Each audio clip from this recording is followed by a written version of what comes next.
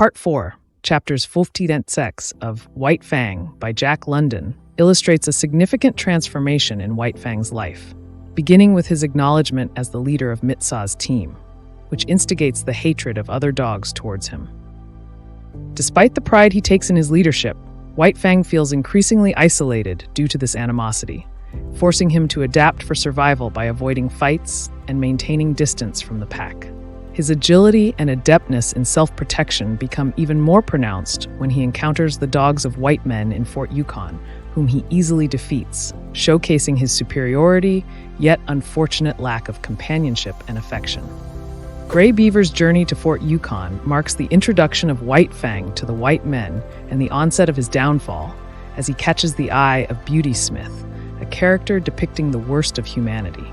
Smith's evil intentions towards White Fang are fueled by his own deficiencies and a profound malice toward others.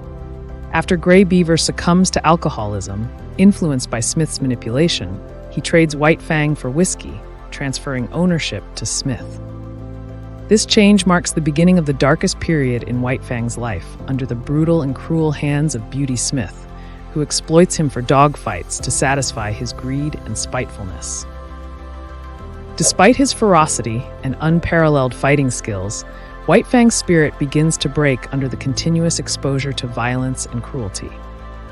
This is until a near-death experience in a fight against Cherokee, a bulldog, ushers in a pivotal moment in White Fang's life with the appearance of Weedon Scott.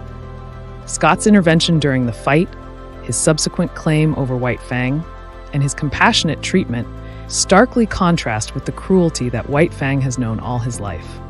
Scott represents a new beginning for White Fang, offering him a chance at a life marked not by fear and hatred, but by love and belonging. Scott's patience and kindness gradually penetrate White Fang's hardened exterior, initiating a slow but transformative healing process. Despite initial distrust and aggression, White Fang begins to respond to Scott's gentleness and shows signs of affection and loyalty, a significant shift from his previous life.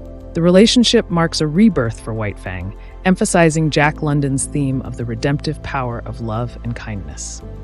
Part 4, thus, is a narrative of redemption, showcasing White Fang's journey from a life of solitude, aggression, and cruelty to one of companionship, loyalty, and love under Weedon Scott's care.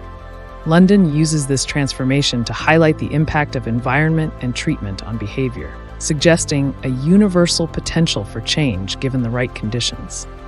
The stark contrast between characters like Gray Beaver, Beauty Smith, and Weedon Scott serve to underline the profound effects of kindness and cruelty, love and hatred on both animals and humans alike. Thanks for watching this Bookly Crash Course video. Please smash that like button, hit subscribe, and leave a comment down below about what videos you would like to see next.